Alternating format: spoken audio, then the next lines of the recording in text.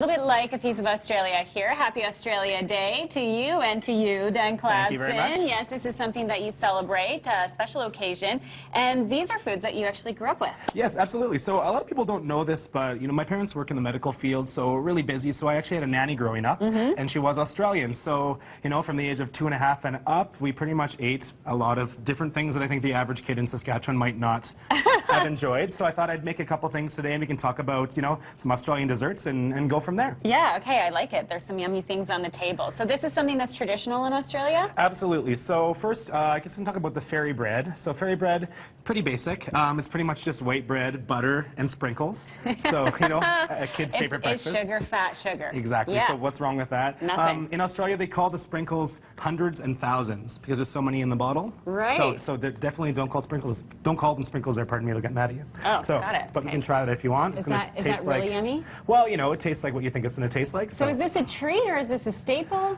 Well, I hope it's not a staple. I'm an everything in moderation sort of guy. So, right. Yeah, so a treat once in a while for sure. Awesome. And then I thought we'd move on to making lamingtons. So lamingtons are these coconut chocolate cakes that are right here. Looks delicious. And do you want to get your hands dirty? Yeah, I do. Okay, absolutely. let's do it. Okay. So all we're going to do is take these chunks of vanilla cake that I made at home. Yep. Again, my nanny growing up, her name's Deirdre. She used to make these for us for birthday cakes all the time. And we used to love helping make them because you really get your hands dirty and then you can lick your fingers off after and it's delicious. So the sponge cake goes, sorry, what's in this bowl? So vanilla cake goes right in this chocolate mixture. It's chocolate, icing sugar, a bit of water, and butter. Okay. So now that it's nice and sticky, I'll get you to roll that in the coconut. I get the sticky part. Perfect. Nice even coating there. And is this a birthday treat, or this is... Well, in Australia, you should be able to find it at most bakeries all around the country. We love it because it's just such a delicious cake. It's super easy to make, and as you can see right there, I've cut some in half and put some jam inside. So that's just with Saskatoon berry jam, and on the bottom just some Greek yogurt just to kind of cut the richness of it. Bringing a little piece of Saskatoon into the mix. Exactly. How could I not, right? Okay. All right. See, this is fun, right? Absolutely. And this is great to do with kids too, because it's really interactive and it's really simple. You can cut the cake up into different shapes if you want to, stars or triangles or whatever you want. And is a sponge cake any different than a typical sponge cake recipe? Well, sorry, I should clarify. This recipe, which you can find on eatnorth.com, is more or less a vanilla maple cake, so it's not quite a sponge cake. I like the cake that it's a bit denser because it's easier to roll in the coconut and it won't break apart. Okay. So there we go. Now, in your Perfect. world growing up, did you do specific things to celebrate Australia Day? I think that, well, we wouldn't put shrimp on the Barbie. That is false. They don't actually do that in Australia. That's just something that we assume from over here. So never ask an Australian that. They also hate that. Okay. All right. And now that we're done with that, I thought we should try some Vegemite because we can't celebrate Australia Day without Vegemite. Right? Okay. Now, of course. Yes. We cannot. I think I've tried this once in the 90s. Okay. It has a beautiful viscosity, as you can see here, almost like a intense caramel sauce. So, but it isn't sweet. No, it is the furthest thing from sweet.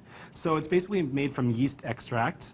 It has a very pronounced flavor. Pronounced, okay. And, yes, and I know you try to not... you're being politically correct here. I know you'd like to cut out the gluten when you can, so I brought you some gluten-free bread. Thank you. So you couldn't appreciate it. So I can really get the full effect of the Vegemite. So is it Vegemite on toast straight up, or is this used for in a sandwich scenario? You could have it in a sandwich. The most traditional way is to have a bit of Vegemite with some butter on the bread. Right. That's pretty much it. And apparently it cures hangovers, so...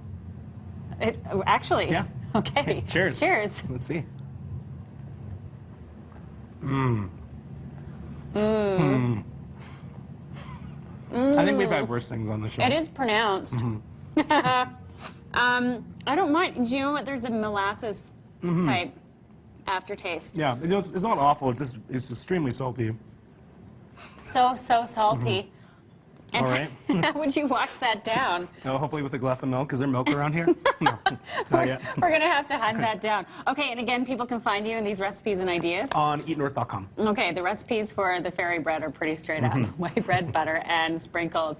Happy Australia Day to you. As always, Dan, great to have you. And I'm going to finish my Vegemite, but we're going to take